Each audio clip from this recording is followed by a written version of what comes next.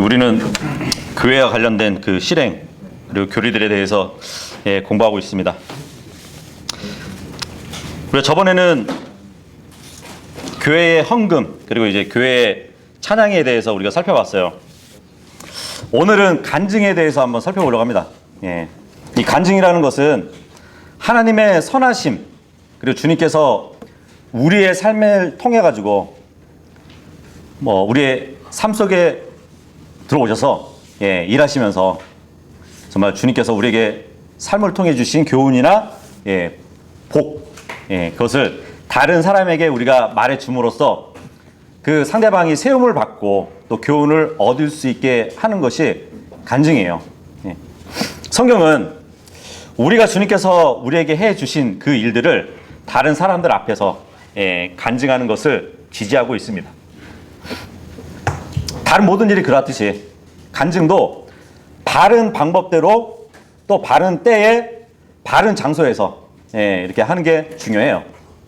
우리가 주님의 이름으로 하는 다른 모든 것과 마찬가지로 이 간증이라는 것은 마음의 동기가 매우 중요합니다. 예를 들어 우리가 진리를 누구한테 전파할지라도 교만한 마음으로 한다면 그것은 잘못된 것이잖아요. 마찬가지로 아무리 아름답게 찬양을 할지라도 그 찬양을 내 재능을 과시하려고 하는 그런 모습이 보여진다면 아무런 소용이 없는 것처럼 이 간증도 항상 주 예수 그리스도를 높이는 것이어야 되는데 자신이 높아지면은 그것은 간증이 될 수 없는 것이에요. 그죠? 사도행전 4장 한번 보도록 할게요. 사도행전 4장 보시면 여기에 이제 간증에 좋은 예가 나오거든요.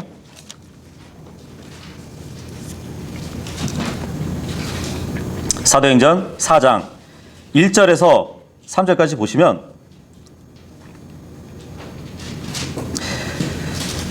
그들이 백성에게 말하고 있을 때에 제사장들과 성전 경비대장과 사두개인들이 그들에게 와서는 그들이 백성을 가르친 것과 예수님을 통하여 죽은 자들로부터 부활을 선포한 것으로 인해 근심하여 그들에게 손을 대었으나 이제 날이 저물었으므로 그들을 다음 날까지 가두었더라.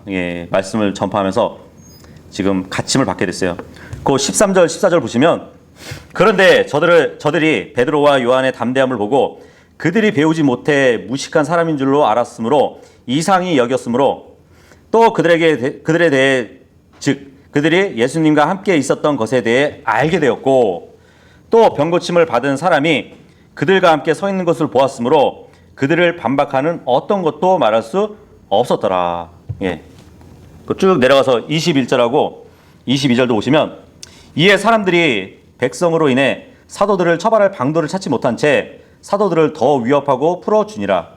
이는 모든 사람들이 이루어진 그 일로 인해 하나님께 영광을 돌렸기 때문이며.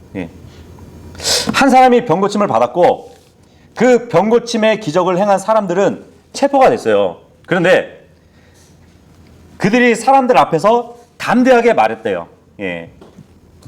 23절 24절도 보시면 사도들이 풀려난 뒤 자기 동료들에게 가서 수제사장들과 장로들이 자기들에게 말한 모든 것을 전하니 그들이 그것을 듣고 한 마음으로 하나님께 목소리를 높여 이르되 주여 주께서는 하늘과 땅과 바다와 그것들 안에 있는 모든 것을 만드신 하나님이시오. 23절에 보면 하나님께서 특정한 어떤 사람들을 통해서 어떠한 일을 하셨는지 그들이 간증하는 장면이 지금 나오는 것이에요. 그래서 회중이 그 간증을 듣고 하나님께서 어떻게 역사하셨는지를 지금 알게 됐어요. 세움을 받은 것이에요. 그래서 예수 그리스도를 높이고 계속해서 믿음 안에 굳게 거할 수 있었던 것입니다. 그래서 이 간증은 우리가 모였을 때 해야 할 가장 중요한 일 중에 하나예요.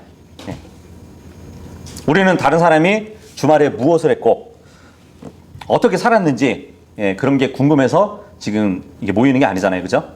우리는 하나님께서 어떻게 역사하셨는지 알고 또 그것을 서로 나누고 그것으로 위로받고 세움을 받기 위해 모인 것이란 말이죠. 자신이 얼마나 많은 사람을 구령했는지 자랑하는 사람이 있어요. 나는 복음도 많이 전하고 내 간증은 이렇다고 이제 많이 자랑하는 분들이 있는데 하지만 사람을 구원할 수 있는 유일한 분은 그 사람이 아니거든요. 예. 예수님이잖아요. 그죠? 예. 모든 영광은 예수님께 돌아가야 되는데 이 복음을 전한 것을 자기가 자랑할 수 없다는 것이죠. 간증도 마찬가지예요. 간증은 자신을 높이는 게 아니라 하나님께서 어떻게 일해 주셨고 내 기도에 응답해 주셨는지 그것을 다른 사람들 앞에서 이야기하면서 정말 나누면서 주님을 높여주는 것. 그게 간증이라는 것입니다. 주님을 높이는 간증만이 우리의 마음에 복을 주고 또 도전을 주고 또 상대방을 바르게 세워줄 수 있는 것이에요. 뭐 다른 그리스도인들에게 필요한 것은 뭐 누가 얼마나 대단한 일을 했는지가 아니라 하나님께서 어떻게 일하셨는지 아는 것이에요. 그래서 우리가 간증하는 것은 하나님께서 자신을 통해서 역사하신 것, 다른 그리스도인들과 그 이야기를 나누고 함께 즐거워하고 주님을 높여드리는 거란 말입니다. 그래서 그 간증을 듣고 서로를 위해 또 무엇을 기도해야 할지를 알게 되잖아요. 그죠? 그 간증을 통해서 사도행전 11장에 가면은 간증에 또 다른 애가 나오거든요. 사도행전 11장 보시면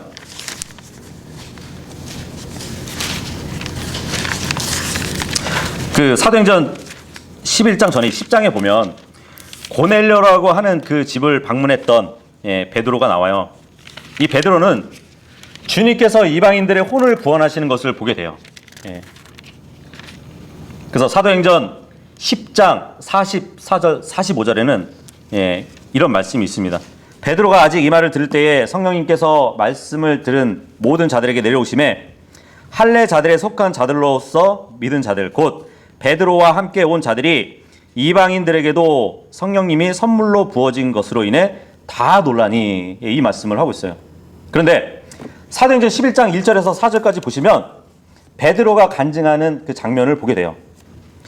유대에 있는 사도들과 형제들이 이방인들도 하나님의 말씀을 받아들였다는 것을 들었으므로 베드로가 예루살렘으로 올라갔을 때 할례 자들에 속한 자들이 그와 다투며 이르되 네가 할례 받지 않은 사람들에게 들어가 그들과 함께 먹었도다 하니 베드로가 그들에게 그 일을 처음부터 되풀이해서 말하고 차근차근 풀어 설명하여 이르되 이렇게 얘기하고 있습니다.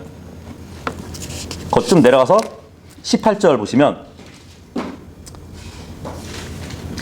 지금 베드로가 이제 간증을 했단 말이에요. 18절에 보시면 그들이 이것들을 듣고 잠잠히 있으면서 하나님께 영광을 돌리며 이르되 그러면 하나님께서 이방인들에게도 생명에 이르는 회개를 주셨도다 하니라. 시작은 베드로가 겪었던 하나님이 어떻게 일해 주셨다는 것을 겪은 것을 이야기합니다. 이게 간증이에요. 근데 그 간증의 결말은 결국 하나님께 영광을 돌리는 것으로 맺어야 된다는 것이에요. 사도행전 11장에 나오는 이 교회의 인도자들이 아직은 영적으로 어린 그리스도인들이었어요. 이 당시 교회는 아직 유아기를 거치는 단계에 있던 중이었어요. 그래서 당시 교회의 회원들은 지금 우리가 당연하게 알고 있듯이 모든 교리를 알고 있던 성도들은 아니었단 말이에요. 하나님께서 교회를 통해서 하시려는 일이 무엇인지 정확히 알지 못했던 성도들이었습니다. 그 교회 성도들이 예루살렘에 있었지만 주님께서는 그들을 통해서 유대와 사마리아로 가서 복음을 전하기 원하셨어요. 주님께서는 그들로 땅끝까지 이르러서 복음을 전하기 원하셨지만 그들은 하나님의 뜻과 계획을 알지 못했거든요. 우리는 성경을 갖고 있으니까 알잖아요. 그죠? 또 우리가 어떠한 본분을 행해야 될지 안단 말이에요. 근데 이때의 교회들은 그런 것을 전혀 알지 못했던 가운데 있었어요. 그래서 베드로를 통해서 하나님이 일하시고 베드로가 그러한 하나님의 일을 간증하면서 이들에게 하나님의 뜻과 계획을 알려주게 된 것이에요.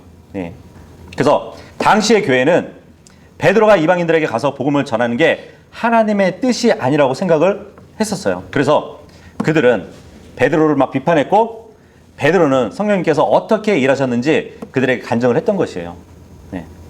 베드로는 지금 자기 자랑을 하거나 또 자신이 얼마나 복음을 잘 전했는지 아니면 자기가 머리가 얼마나 좋은지 이야기를 한 게 아니잖아요. 그죠? 하나님께서 어떻게 일하셨는지를 이야기했단 말이에요. 그래서 베드로의 간증을 들은 교회는 베드로가 얼마나 똑똑한지 칭찬하지 않았어요.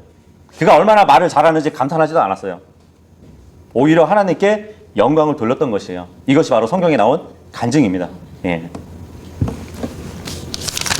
14장은 가보도록 할게요. 14장, 사도행전 14장.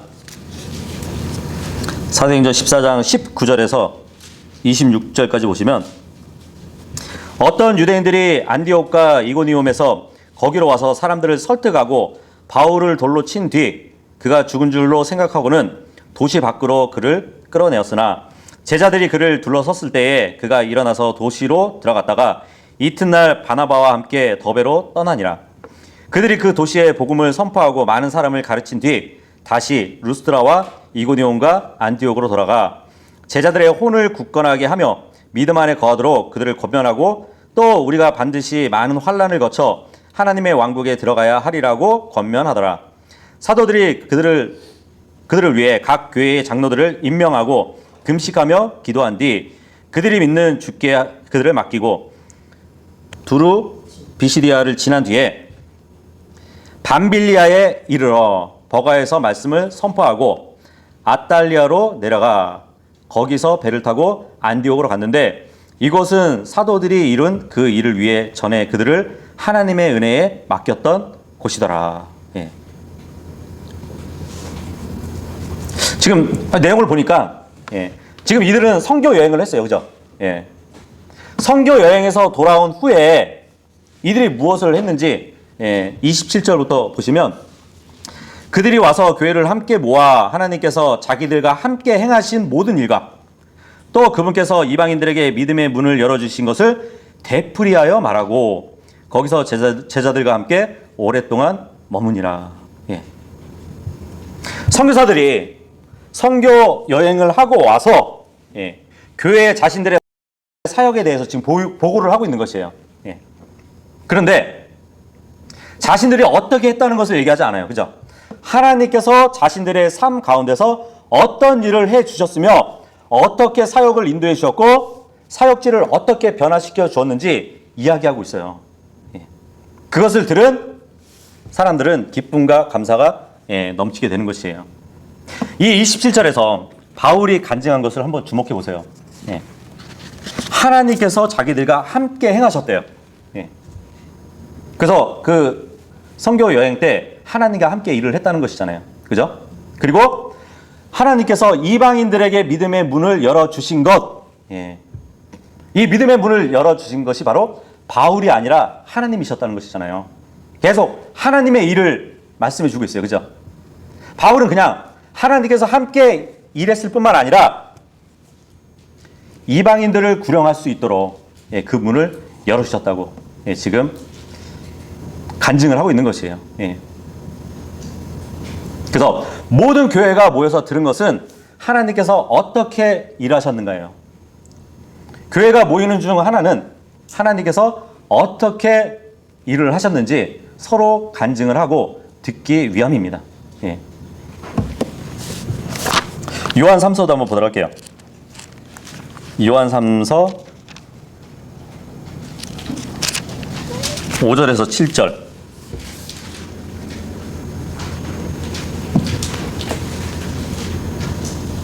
요한 3서 5절에서 7절 보시면 사랑하는 자여 네가 형제들에게 낯선 자들에게나 무엇을 행하든지 신실하게 행하는도다.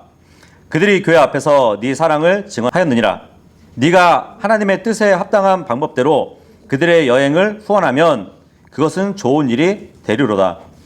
그들은 그분의 이름을 위해 나아가면서 이방인들로부터 아무것도 취하지 아니하였느니라. 이것도 전형적인 성경적 간증 중에 하나예요. 이번의 간증은 하나님의 일에 대해서 간증하는 게 아니죠. 그죠?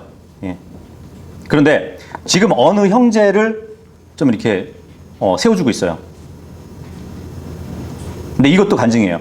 만약 간증하는 사람의 마음의 동기가 바르다면 회중 앞에서 특정한 사람을 거론하면서 그는 선한 형제라고 주님의 신실한 일꾼이라고 증언하는 것, 이것은 잘못된 것은 아니에요. 회중 앞에서 특정한 사람이나 뭐 가족을 막 거론하면서 그들이 훌륭한 그리스도인이라고 증언하는 것은 잘못된 것은 아니라는 것이에요. 왜냐하면 이것은 사람에게 영광을 돌리는 게 아니에요. 우리 성도들은 교회에서 어떤 형제를 또 어떤 자매를 본받아야 하는지 알고 있어야 돼요. 구원받은 지 얼마 되지 않은 가정이 있다면 다른 훌륭한 가정을 본받아야 될 거잖아요. 그죠? 그래서 우리는 누가 바른 동기와 영으로 주님을 섬기는 사역자인지 서로 알아야 돼요. 근데 누가 주님을 제대로 섬기고 있는지 사람들 앞에서 말하는 것이 잘못은 아니지만 문제가 뭐냐면 자기 자신에 대해서 자랑하거나 또 사람을 높이는 데 있다는 것이에요. 만일 주님께서 어떤 사람에게 잘하였도다 선한 신실한 종아 하고 말씀하신다면 누군가가 일을 잘하는 사람에게 잘한다고 말하는 것은 잘못된 것이 아니라는 것이에요. 하나님께서 어떤 사람을 신실하다고 하신다면 우리도 어떤 사람을 신실하다고 하는 게 잘못은 아니라는 것이죠. 로마서 13장 7절에 보면은 그런 말씀이 있어요. 존경할 자에게 존경을 주라고 그래요. 그런 말씀을 하셨다면 존경을 받아서 마땅한 사람은 우리가 존경하는 것은 전혀 잘못된 것은 아니라는 것이에요. 그래서 존경할 자를 존경하는 것은 전혀 잘못이 아니에요. 당연한 일이에요. 성경을 기준으로 삼아서 성경대로 산 사람들이 있어요. 그렇다면 그들은 인정을 받아야 되는 것은 지극히 당연한 것이거든요. 그래서 요한 3서에 지금 한 특정한 형제를 지금 그렇게 이야기를 주고 있는 것입니다. 그래서 우리는 어떤 사람이 바른 그리스도인인지 교회 앞에서 증언해야 돼요. 누가 바른 본을 행했는지 회중들에게 알려줘야 되는 것입니다. 이것은 잘못된 일이 아니라 바른 일이에요. 그 하나님께서 인정하시는 사람을 인정하는 것은 하나님의 영광을 가로채는 게 아니에요. 그냥 진실을 말해주는 것이에요. 그래서 교회에는 위선자들만 있는 것이 아니거든요. 오랫동안 주님과 교제를 나누면서 영적으로 바르게 성장한 훌륭한 그리스도인들도 있습니다. 막 불의에 막 타협하지 않고 진리 위에서 막 흔들리지 않는 성도들이 있잖아요. 하나님을 정말 사랑하고 성경을 믿는 신실한 사람들도 있단 말이에요. 뭐 어떤 사람들은 교회에 있는 모든 사람들이 사람은 거짓말쟁이니까 다 위선자라고 이렇게 또 몰아가면 안 되는 것이에요. 전혀 위선자가 아닌 훌륭한 그리스도인들도 있는 것입니다. 그래서 우리가 하나님께서 그러한 사람들의 삶에 어떤 일을 해 주셨는지 사람들 앞에서 간증하는 것은 전혀 잘못이 아니라는 것이에요. 시편 111편을 보면 시편 111편 1절에 보면은 그런 말씀이 있어요. 너희는 주를 찬양하라. 내가 곧바른 자들의 집회와 회중 가운데서 내 온 마음으로 주를 찬양하리로다.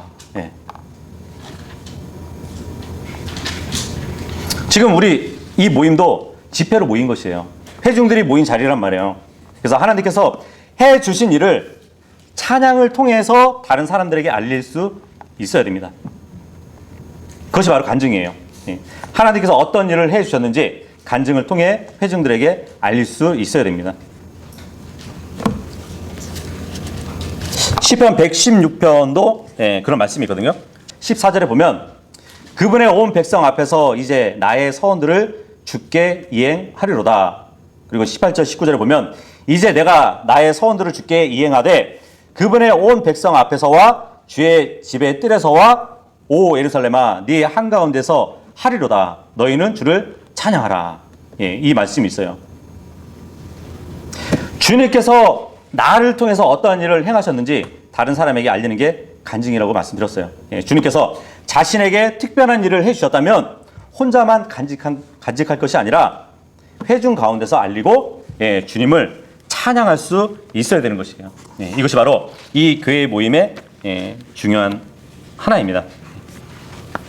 주님께서 해주신 놀라운 일들이 많잖아요. 그죠?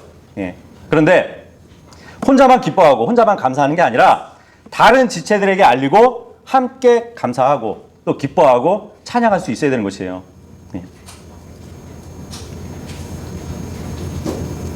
조금 뭐 실제적인 이야기를 하자면 우리 교회는 이제 3주년을 향하고 있어요. 그리 많은 분들이 모이진 않지만 그동안에 어떤 일을 했나요, 우리가? 예. 하나님의 말씀을 하나님의 말씀을 가지고 서로 섬겼어요. 그죠? 예. 함께 주일 모임을 가질 때 간증을 나누기도 했습니다. 예.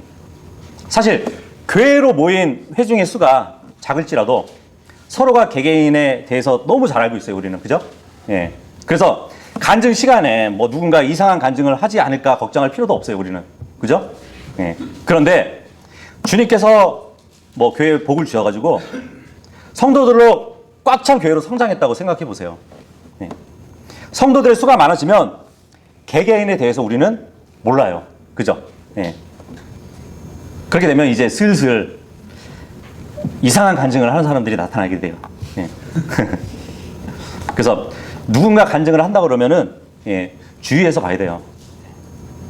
왜냐면 거기에 문제가 있거든요. 어떤 사람이 간증을 하겠다고 예, 뭐 회중 앞에서 딱 나와서 간증을 한다 하면은 뭐 그 간증을 하는 중에 잘못된 교리를 막 예, 이야기하면서 예, 하나님께서 나를 이렇게 인도해 주셨다고 예, 하는 사람들도 있거든요. 그런데 만일 제가 그 사람이 말한 잘못된 것을 막 바로 잡아준다면 예, 회중 앞에서 어떻게 되겠어요? 예, 창피하게 될 것이에요. 그렇죠? 예. 어쩌면 그 다음 주부터는 나오지 않을 수도 있습니다. 예. 근데 반대로 그런 비성경적인 간증을 바로잡지 않으면 영적으로 어린 성도들은 예, 그 사람의 비성경적인 이야기를 하나님의 일이라고 또 배우게 되는 것이에요. 예. 그것도 잘못된 일이죠, 그죠? 뭐 예를 들면 하나님께서 나에게 방언을 주셨다고 예. 환상 중에 막 나타나셔가지고 누구와 결혼하라고 하나님 말씀하셨다고 예. 예. 그런 비성경적인 일을 하면서 마치 하나님의 응답인 양 간증을 하는 경우가 있다고 생각해 보세요. 예. 또 어떤 분들은 또 그러거든요. 막 하나님께서 저를 구원해 주셔서 너무 감사드린다고. 예. 이제 주님께서 성령의 불을 내게 보내주시면 된다고. 그 나는 불침례를 받길 원한다고. 예. 그런 분들도 있을 수 있어요. 예. 예. 또 그런 간증도 들어봤어요, 저는. 예. 근데 이런 얘기를 한 사람은 비록 성경을 잘 모르기 때문에 하지만 예.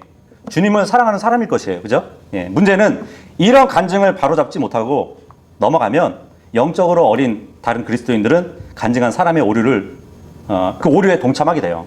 예. 그래서 정말 불침례를 구할지 모릅니다. 예. 그래서 다른 그리스도인이 있는데 예, 그들이 영향을 받을 수 있는 상황에서는 간증한 사람의 잘못을 알고 있는 것을 보게 되면 바른 지식을 가진 형제들이 예, 그 간증한 형제를 지적해 줘야 될 것이에요. 아, 형제님 지금 성경을 잘 모르셔가지고 잘못된 것을 지금 구하고 계시네요. 예수님을 구원자로 믿는 사람은 이미 성령님을 받은 것이에요. 성령 침례를 받은 것이에요.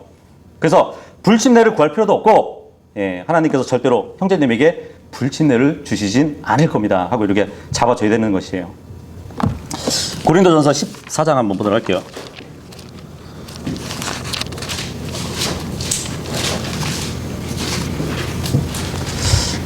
제가 좀 실제적인 이야기를 한다고 말씀드렸죠. 네. 고린도전서 14장 33절 34절 보시면 성도들의 모든 교회에서 드러난 바와 같이 하나님은 혼란의 창시자가 아니오 화평의 창시자시니라. 너희의 여자들은 교회들에서 잠잠히 있을지니 이는 말하는 것이 그들에게 허락되지 아니하였고 율법도 말하는 바와 같이 그들은 순종하도록 명령을 받았기 때문이라. 예. 이 구절이 말씀하고 있는 것은 명백해요. 그죠? 예. 하나님의 말씀을 문자 그대로 믿지 않는 자들이 이 구절을 말씀하시는 것에 대해서 막 이의를 제기하거든요. 예. 하지만 하나님께서 분명하게 말씀하시는 것은 예. 거부하면 안 되는 것이에요. 예. 그냥 말씀 그대로 우리가 받아들이면 됩니다. 근데 그것을 거부함으로 인해서 예. 파멸이 있는 것이에요. 하나님은 남자가 다스리게 하셨고 여자는 남자를 돕게 하셨습니다. 예. 그 반대로 행하면 하나님의 방법이 아닌 것이에요. 그죠? 하나님은 남자의 역할과 여자의 역할을 분명하게 나누셨어요. 사람들이 구원받고 교회에 오면 하나님의 말씀을 설교자를 통해 배울 뿐만 아니라 교회에서 실행하고 있는 자매들을 통해서, 모습을 통해서도 하나님의 말씀을 배우게 돼요. 예. 그러니까 하나님께서 정하신 질서는 매우 중요한 것이에요. 그래서 사람들은 교회에서 가르치는 것과 실행하는 것, 그것을 통해서 하나님의 말씀과 법칙을 배워야 되는데, 그래야 자신과 또 가정도 바로 세워지게 되는데, 이 명백한 말씀을 막 이의제기하면은 문제가 생긴다는 것이에요. 성경은 남자가 마귀에게 속은 것이 아니라 여자가 속았다고 분명하게 말씀하고 있어요. 그리고 성경은 여자가 더 약한 그릇이라고 말씀하고 있어요. 그렇다면 남자도 약한 그릇이에요. 그럼에도 불구하고 하나님께서는 여자에게 순종하고자 하는 속성을 주셨습니다. 문제는 자신의 구원자에게 순종하는 게 아니라 마귀에게 순종함으로 이를 망쳐버린 것이에요. 이분은. 그죠? 그래서 하나님은 여자가 마귀에게 속았기 때문에 여자를 머리로 삼지 않으시고 남자를 머리로 삼으셨던 것이에요. 이게 여자가 남자보다 더 열등하다, 이런 것을 말씀드리는 것이 아니에요. 여자의 속성에 대해서 말을 하는 것입니다. 디모데전서 2장도 한번 보도록 할게요.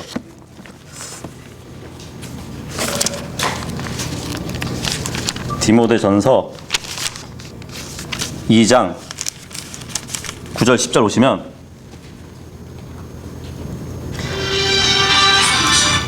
또한 이런 식으로 여자들도 단정한 옷으로 자기를 꾸미되 얌전하게 맑은 정신으로 하고 장식한 머리나 금이나 진주나 값비싼 옷으로 하지 말며 오히려 하나님을 따른다고 고백하는 여자들에게 합당한 선한 행위로 하기를 원하노라. 이 말씀을 하고 있어요. 하나님은 여기서 말씀하시는 것은, 만일 우리가 예수 그리스도를 따르는 사람이라면 외모보다는 영적인 것에 훨씬 더 신경을 많이 써야 된다는 말씀을 해주고 계시는 것이에요. 조심하셔야 돼요. 성경은 여자가 외모에 아무런 신경을 쓰지 말라고 한 적은 없어요.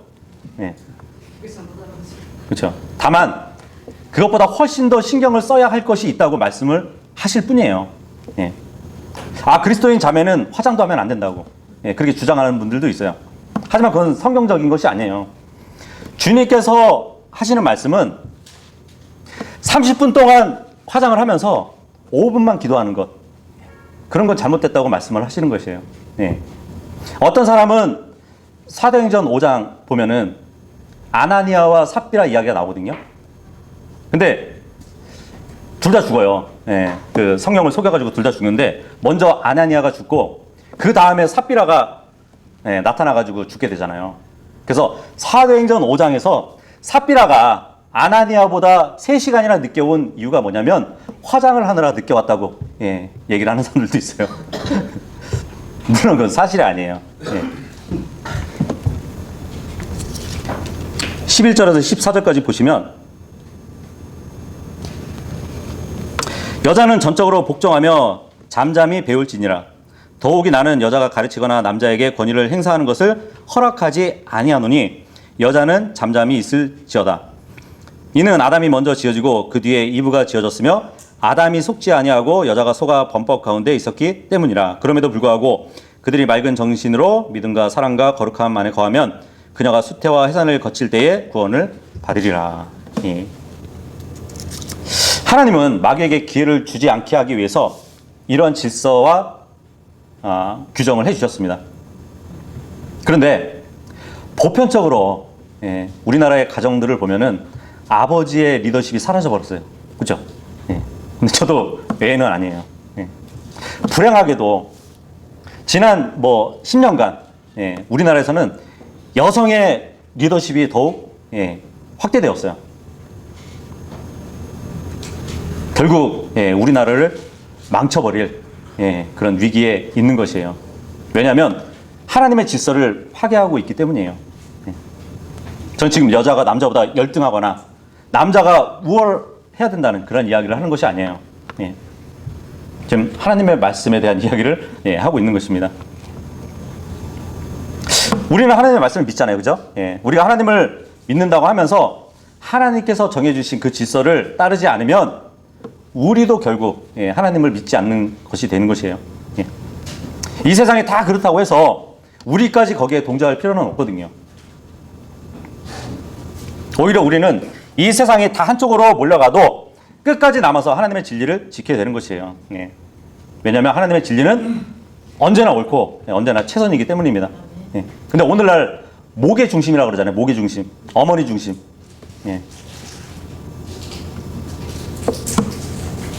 이 목의 중심 사회는 모두 하나님의 진리를 거부하는 길을 걷는 그러한 위치에 있는 것이에요. 특히 이제 남미 그리고 아프리카, 유럽의 많은 국가들은 하나님을 최종의 판단의 기준으로 삼지 않고 성모 마리아를 기준으로 삼고 있어요. 그러니까 하나님의 질서에 정면으로 도전하는 거죠, 그죠? 성경은 여자가 남자보다 열등하다고 말씀하신 적이 없어요. 생각을 해보세요. 예수님께서 아버지 하나님보다 열등하신 분인가요? 아니잖아요. 하지만 하나님의 의의를 이루기 위해서는 아버지께 순종하는 위치에 계셨던 것이에요. 마찬가지로 여자가 남자에게 순종하는 것은 열등 때문이 아니라 하나님의 의의를 이루기 위해서 그러한 질서가 정해진 것이에요. 고린도전서 14장 돌아가 보면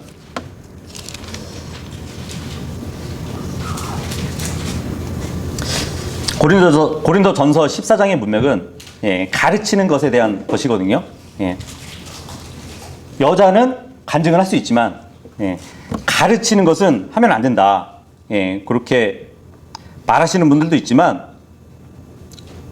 뭐 누군가가 제가 이제 말씀드리는 것에 대해서 뭐 또 좀 멀리 간 거 아니냐 이렇게 생각할지는 모르겠어요. 근데 간증하고 가르침 이 두 가지가 굉장히 모호해요. 경계가. 그래서 매우 주의해야 될 것이거든요. 왜냐하면 이 간증이라는 것을 하게 되면 물론 이제 우리 교회는 이렇게 막 강단에 나와서 간증을 하지 않잖아요, 그죠? 근데 많은 교회들이 강단에 서서 간증을 해요. 뭐 형제들뿐만 아니고 자매들도 한단 말이에요. 근데 그 간증 안에는 어떤 가르치려고 하는 내용들이 조금씩 들어가 있어요.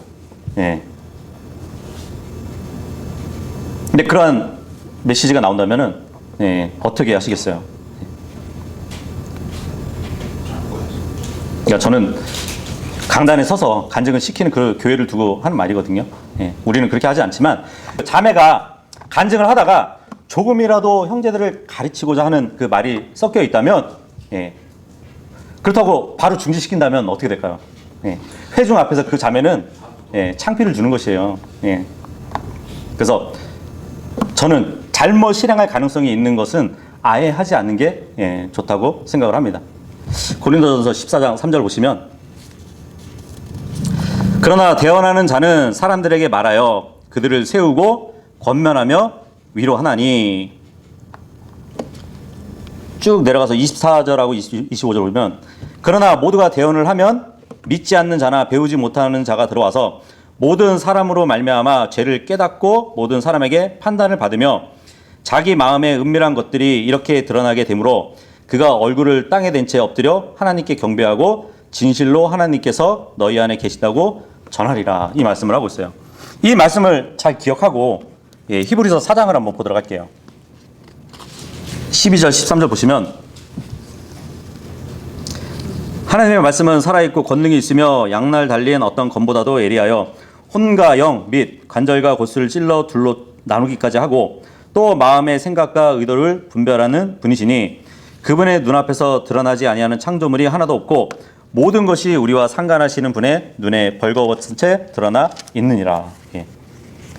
마음의 생각과 의도를 분별하시는 분은 누구죠? 여기 보니까 하나님의 말씀이에요. 그죠?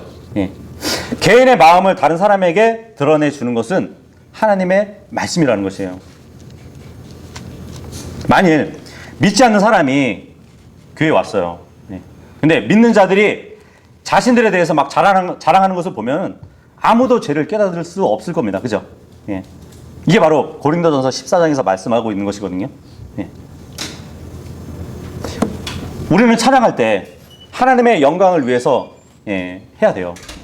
간증을 할 때도 하나님의 영광을 위해서 해야 돼요.